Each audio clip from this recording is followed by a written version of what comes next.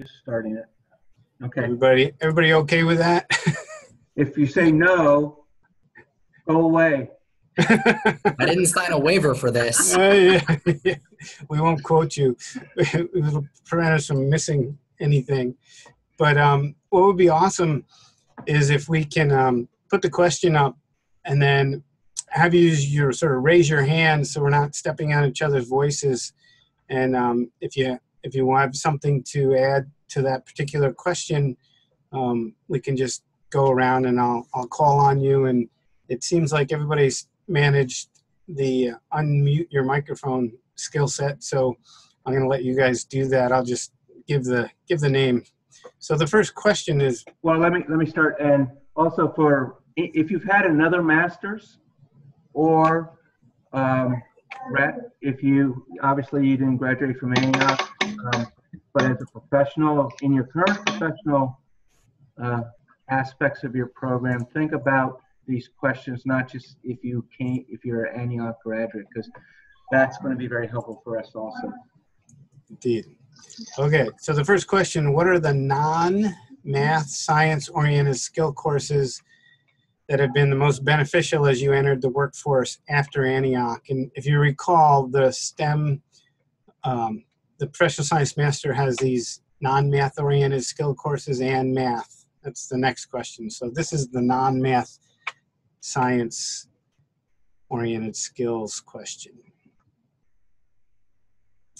So I'm looking for a hand if anybody has something to add, or you can also put it in the chat.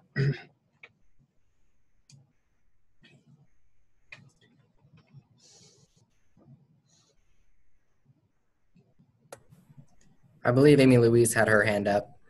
Oh, really? Oh, missed it. Thanks, Adam. So, yeah, go ahead, Amy Louise. Okay. I think for me, the three courses that were the non-math science courses that were most valuable were building sustainable organizations, program evaluation methods, and leadership ethics and change. Great. And I'm realizing, since Michael, you're the host, I think you're the only one that can see the hands going up.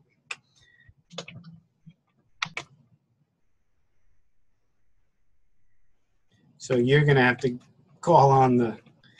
Yeah, I didn't see Amy's hand either. We'll just have to depend on Adam. All right.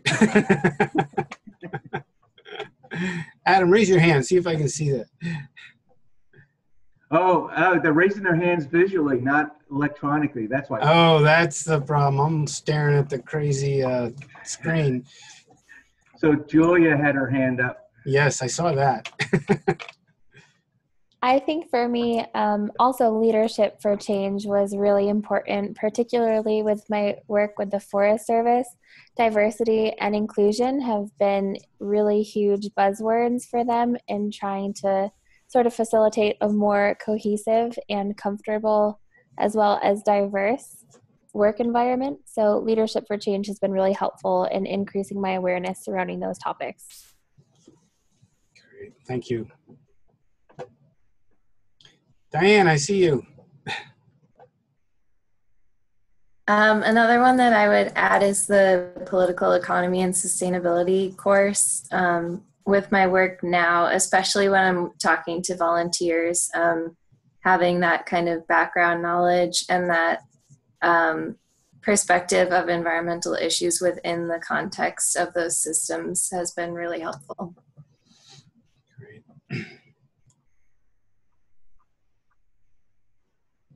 Go ahead, Adam.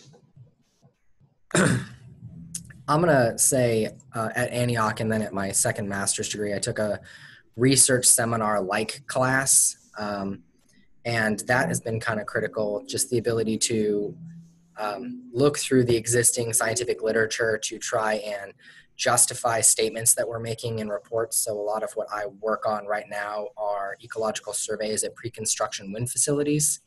So comparing what has happened in the past through published literature, being able to critically read through that literature and then synthesize ideas. A lot of that came from research seminar, and it's been pretty valuable here. Great.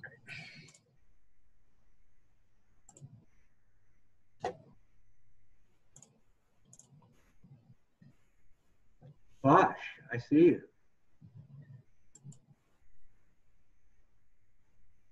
You're unmuted. At Antioch, group dynamics was very helpful. I'm not sure when they stopped offering that, if they still offer it. It was a short course. Got a lot out of it very quickly. And I would like to mention after Antioch, some short courses I've taken more into leadership and supervisory roles. I've taken 5-day workshops on, being a supervisor, but that was very helpful as far as the workforce. Can you just really quickly, what are some of the topics under the supervisory workshops? Doing evals on people, efficiencies. They also talk about stepping back from the line, more traditional stuff. Another course I took, which is very helpful, was emotional intelligence, believe it or not. And it was amazing how many older people that ran organizations were in that course. So it wasn't a thing about being a young person. It was cross-generational. So. That's very interesting. Thank you. Mm-hmm. Amy Louise. A course that I wish I had taken is financial management. I need to know a lot more about budgeting. I also see a lot of internships and job opportunities for communications directors. Great.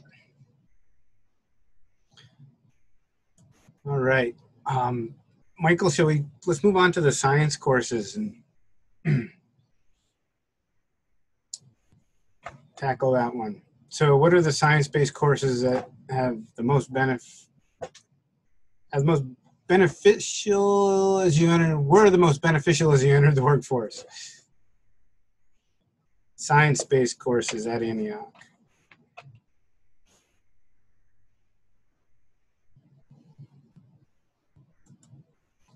You guys remember what classes you took? Amy Louise?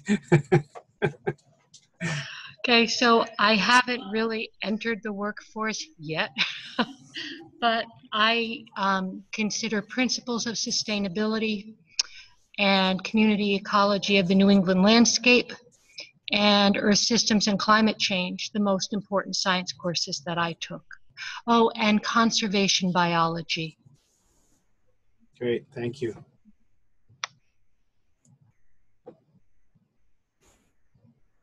Julia.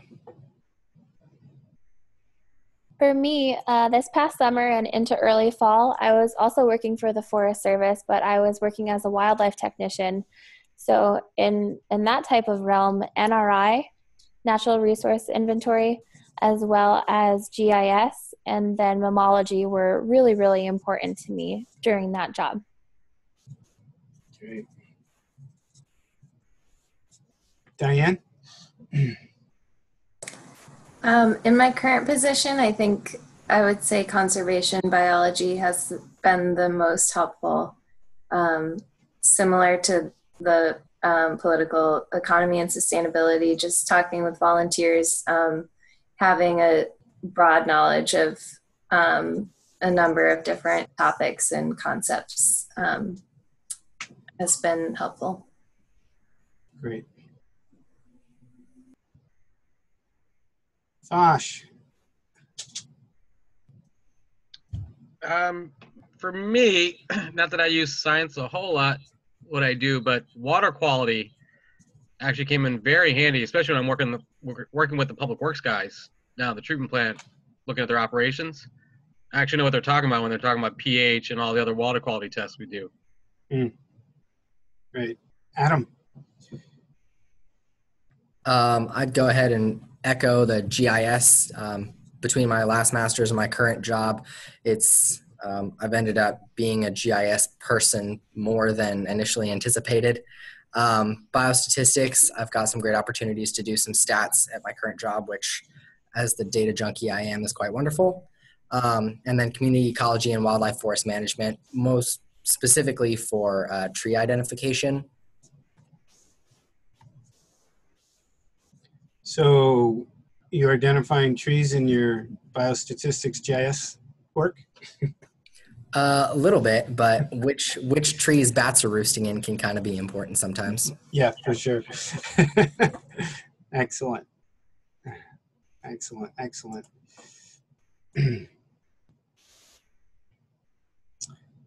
All right. Michael, shall we move on? So what is the most important courses that you took while in ANIAC or other degree programs that has aided you in successfully carrying out your current responsibilities? So additional in the, you've listed a bunch of courses, but are there other responsibilities that certain courses resonated and or gave you skills that makes you successful?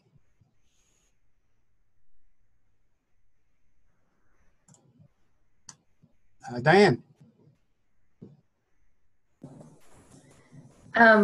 In addition to the ones that I've mentioned, I would also add biostats.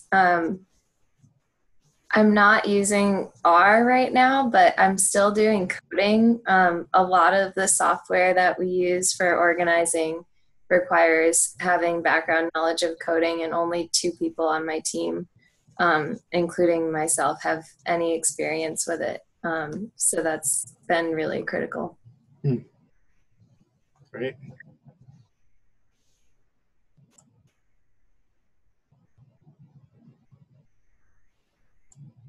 Adam. So in addition to the GIS and stats, which I already mentioned, actually one of my internships prepared me the best for the skills that I currently use. I spend the vast majority of my time looking at back calls, and had I not had an internship with the New Hampshire Audubon, then I wouldn't probably have gotten started with that.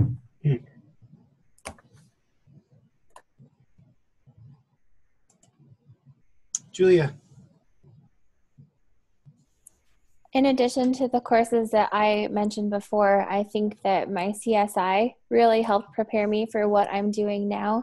And again, because that's kind of a self-directed thing, you can choose to kind of match that to what you think you might be doing as a career, or try and kind of gain and fill the skill sets that maybe, like, I was kind of an interesting enigma because I was con bio, but everybody was very much understanding of the fact that education and environmental education was really important to me. So being able to kind of fill both of those needs that I had professionally through those 2 compensatory things were really beneficial. And I think that while I can't exactly pinpoint one exact class that was most beneficial to me, I think Antioch's focus on communication and the structure of each individual class, in the sense that we had to do presentations and we had to do papers. And so there were a lot of avenues for us to be able to work towards expressing that data and that research that we were doing. Great, great. Thank you.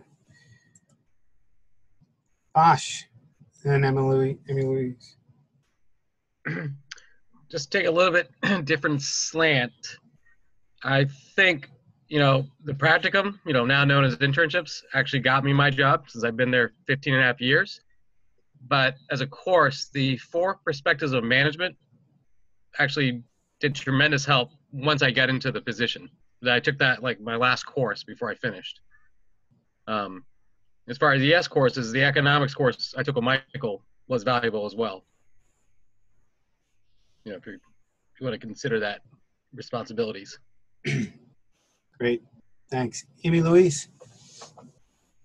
I think that I experienced a lot of professional development when I was a teacher in New Haven through the Yale Program for School Change, and we participated in school planning and management team training that included strategic planning, consensus-based decision-making, and group dynamics and facilitation. And I think especially the strategic planning part of that has been essential for me to do the work that I'm doing as a graduate fellow. Wonderful. Thank you. Great. Now with Fasha's dog in the picture, shall we move on to the next question? Yeah, I just, Rhett, if you're still there, I'd just like to, you know, in your current leadership role, thinking back, sort of what prepared you outside of just formal planning courses, what do you think was very helpful, if you could weigh in a little bit? Glad you're not asking me. Glad you're not asking me about which classes I took, because that's a long time ago. That'd be nice. Yeah. So, you know, it seems to me that I've heard a lot of people talk about the communication skills and the practice in getting good at that, whether there's specific training at it or whether it's only a matter of creating opportunities for written products or presentations or some other way of taking a really good idea and selling it to the public. And I don't care how good your idea is, if you can't communicate it well or bring people to your side and build a consensus or build a team around an idea, it doesn't matter how good the idea is. And so in looking back and seeing the folks who have succeeded in my office and the way, you know, I look at my job, my ability to bring an idea forward to a decision-making group, city council, planning board, whatever it is, sometimes that skill is more important than the idea itself. I don't mean to minimize the idea and the work behind the scenes, whether it's a science-based idea or something else. I just think the folks who really succeed, particularly in my line of work, are the ones who can express that and bring an idea forward to convince other people to move with it. That's great. Thanks.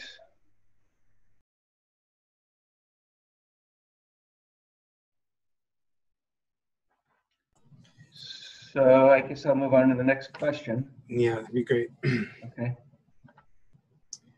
Okay, so now that you work in the field, what are the skills and theory courses you wish you had taken at Antioch or in other degree programs?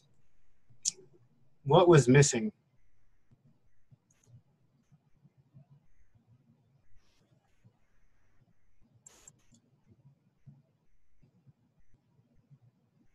Adam, and then Diane. Right, I just want to, I did take a note that Amy just said financial administration and budgeting was important for her to have taken. So I just want to note that. Well, I'm always going to say more GIS and more stats because that's what I do. I think NRI did a really good job at touching on a couple wildlife sampling techniques, but I think that there's a lot more out there. So whether it's migrating bird surveys or bird counts or seining or mussel grubbing, there's a lot of other ecological surveys out there that are relevant to a lot of fields that aren't necessarily covered. So, and maybe bird surveys are covered in ornithology. I didn't take ornithology, maybe stuff like that. And then maybe someone can let me know because I might not have been paying attention much, but in the political economy and sustainability, was there a lot of talk about environmental policy, like NEPA, ESA, things like that? No, there isn't. We used to have an environmental law course that did a lot of that. That's one of the courses that was sacrificed as we dropped our credits, you know, down to 42. Gotcha. But well, that's a good point. Yeah. So not that I would have thought to have taken it while I was there, but now that I'm in consulting, anybody who wants to build a wind farm has to think about how many eagles they're going to whack out of the sky and who to ask permission from. And so we just had a nice 2-hour-long meeting yesterday about the ESA and NEPA. So it would have been nice to know. P.S. Don't whack eagles out of the sky. Just don't do it.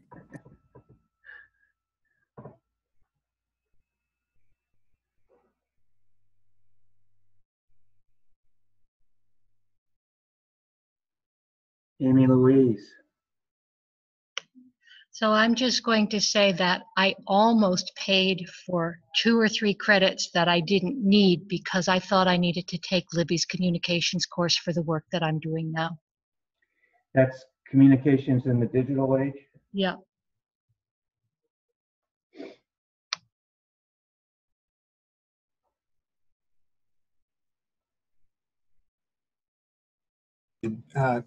Amy Louise, can you clarify that? You indicated that you almost paid for them, so you didn't take the course?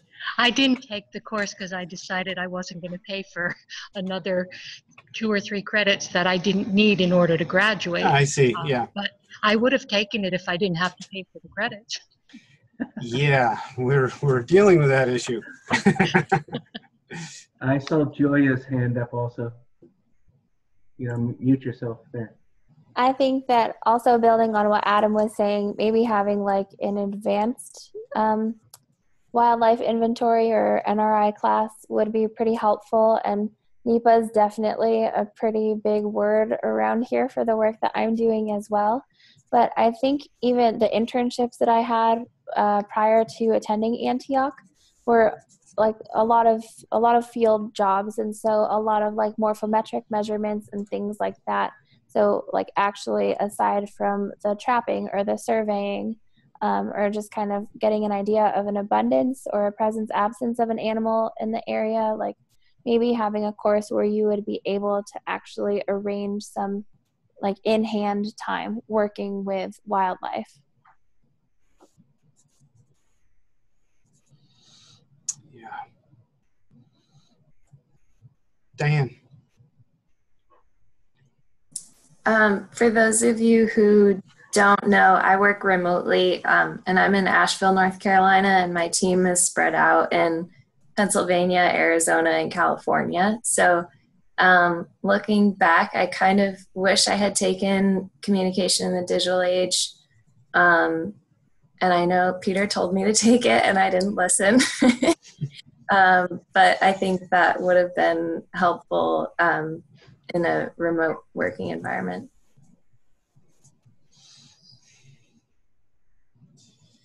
Good answer.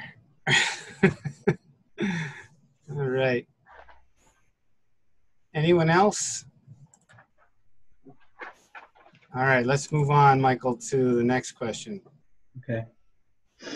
So if you're going to hire one of our students, what specifically would you be looking for so that they could hit the ground running? What skills? We're not talking about classes, we're talking about skills, I think. Asking about skills. Fosh. Well, obviously, I'm going to say heavy-duty GIS skills.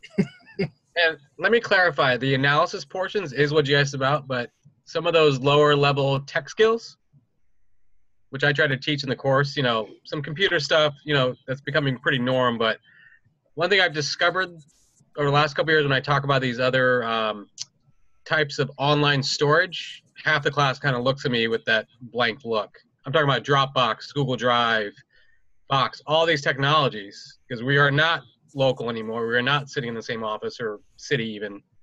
And those technologies, I don't know if they're taught in the communication digital age, but those kind of skills, knowing those technologies out there just for general file sharing, office work, those are really helpful in this day and age. Not just my office, but I think generally speaking out in the world. Yeah, for sure. For sure.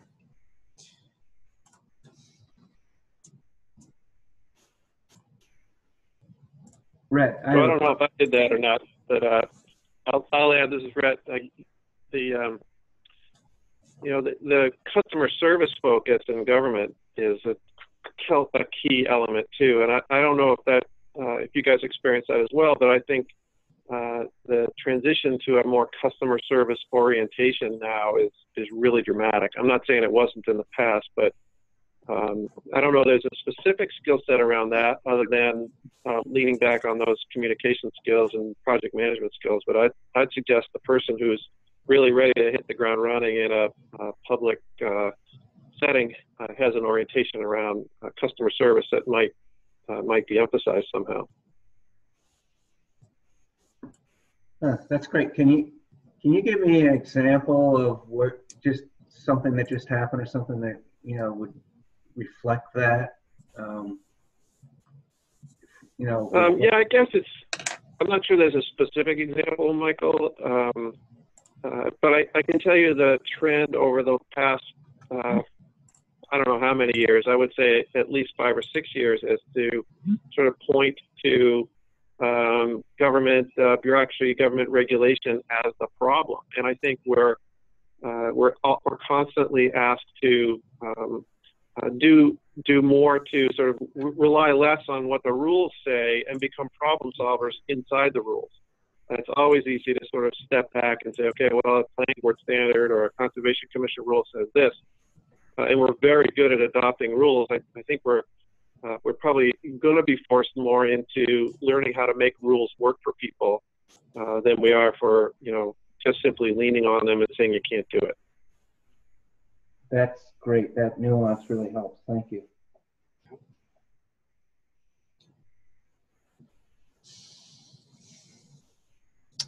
Adam. So a couple of the things that I've noticed with some of the people who started after me are maybe more personality characteristics or personality traits than they are things that you can teach, but I'm going to say them anyway. Excellent work ethic and drive, because if you come here and you don't want to work, then I don't want you to come here and work. The drive to do things better than I teach you how to do them, because I know that the way I'm teaching you is probably just a way I pulled out of where the sun doesn't shine, and there's got to be a better way to do it. Sound ecological and biological foundations. We do a lot of raptors and birds and bat surveys and pretty much anything else you can think of. And having a strong foundation in like the concept of a species range, like no, in west or eastern Missouri, you're not going to see a peregrine falcon in the winter, something like that, or the ability to think of those things. And then kind of along those lines, the ability to recognize different groups of organisms, like a falcon is different from a hawk is different from an eagle, or recognize that you don't know that.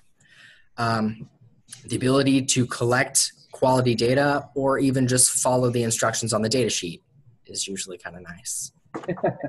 So that kind of goes back to a little bit of what Julia had mentioned about teaching people how to take measurements of an organism in the field, or how to do point counts or transects. Like if I say I need to take a right forearm measurement of a bat, don't hand me the Pasola scale. Gotcha. Kind of like not wanting people to call every cone a pine cone. Yeah. No, sometimes it's not a pine. Right. My own pet peeve.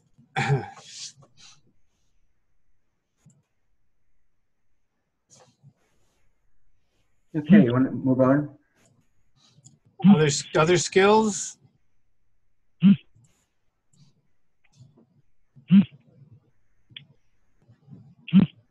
Okay. All right.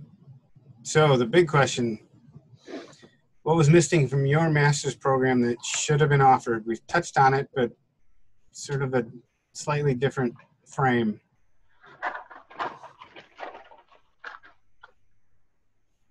I guess to clarify is, you know, what should the program expand or change to do to enhance it, as opposed to a course or a set of courses you didn't take? Yeah. More GIS. I hear you, Adam. I hear you, Fosh. Diane, go ahead.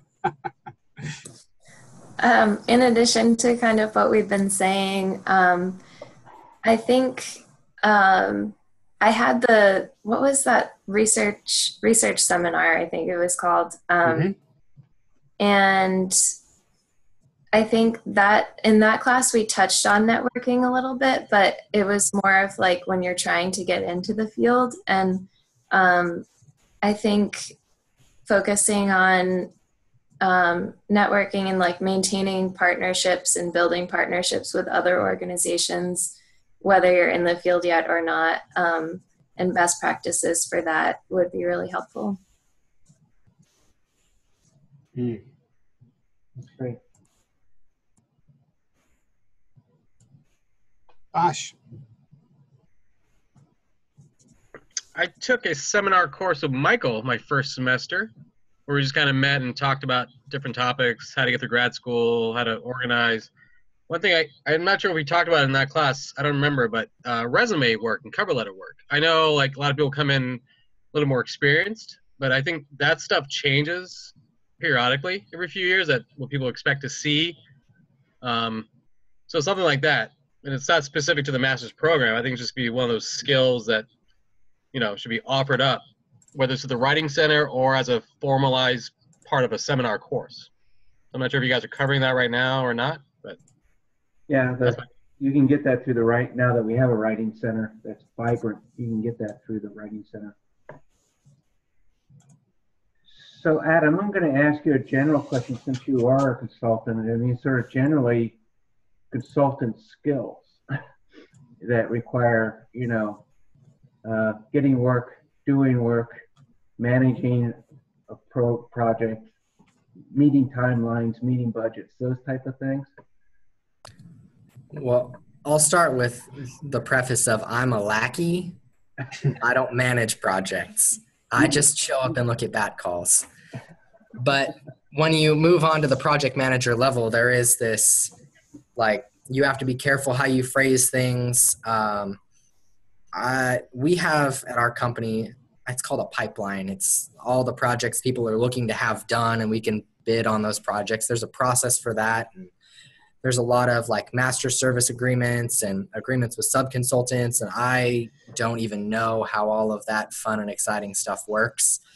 But yeah, there's a degree of things where, you know, if you were in the service talking to your service friends, or if you were an NGO talking to your NGO friends, you can talk about some things, but like I don't get to walk up to somebody in the service and say, hey, I think I found an endangered bat on this project, because then the wind facility is going to get really testy about that. So you have to be a little more careful about what you say. And then there's always that balance of whoever is our client is our client. So we have to balance the biology with the economy effectively. Like, how do our recommendations balance with their budget and our budget? So how do we do good science without just torching the planet? Thank you. I have no idea if that actually answered your question. Oh, it helps, yeah. Okay. Amy Louise.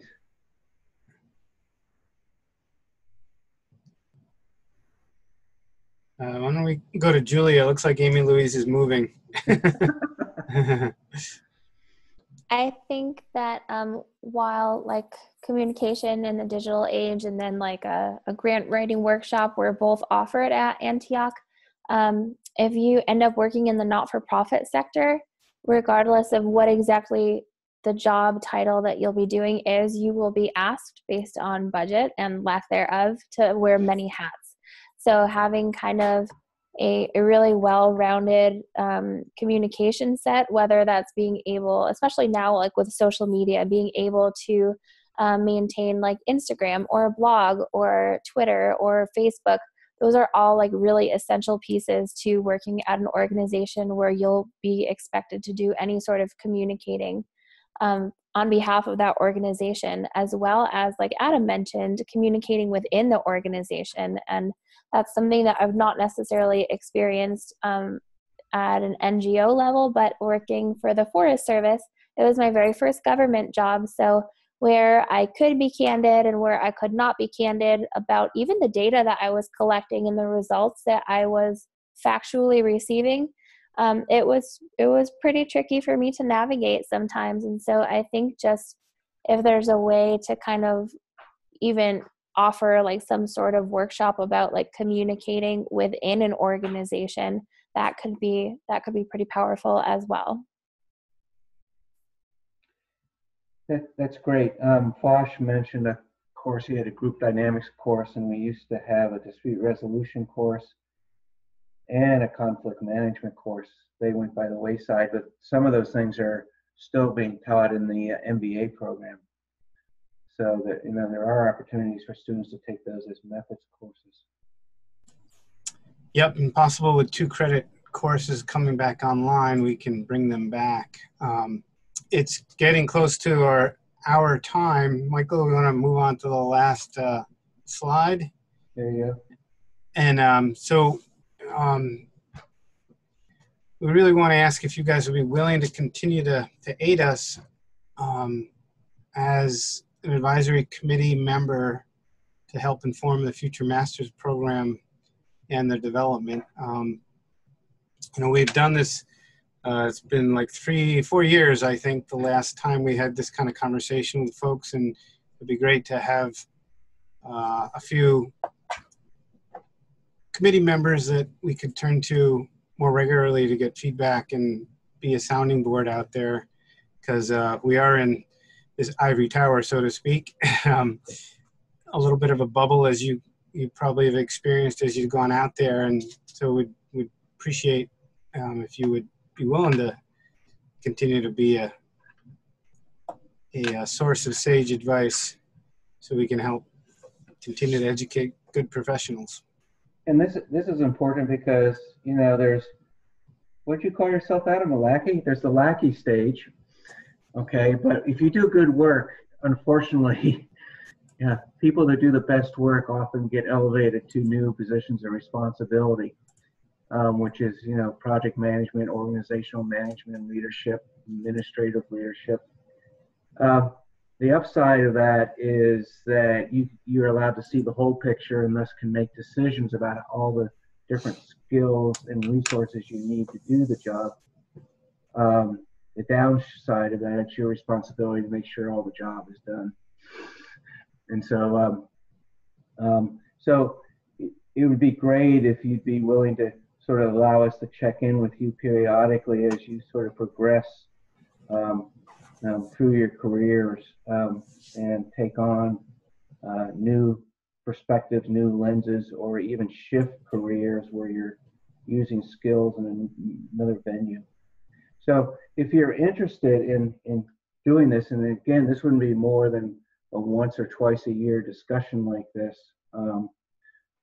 what you can do is send Peter and I a email and just say you'd be interested in, and we would let you know well ahead of time when the next meeting such as this is coming up, and maybe have you also frame some of the discussion and questions that we may want to address in order to keep a robust curriculum here in the master's degree programs. So, any final comments from anybody?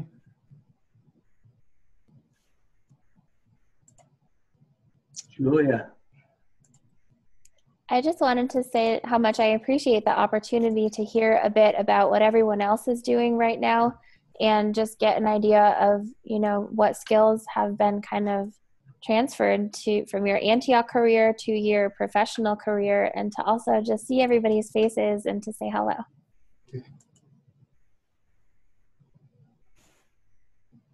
Great. Wonderful. I just want to say thank you to you all, and I agree with Julia. It's great to see you all and have a bit of a conversation. So thank you.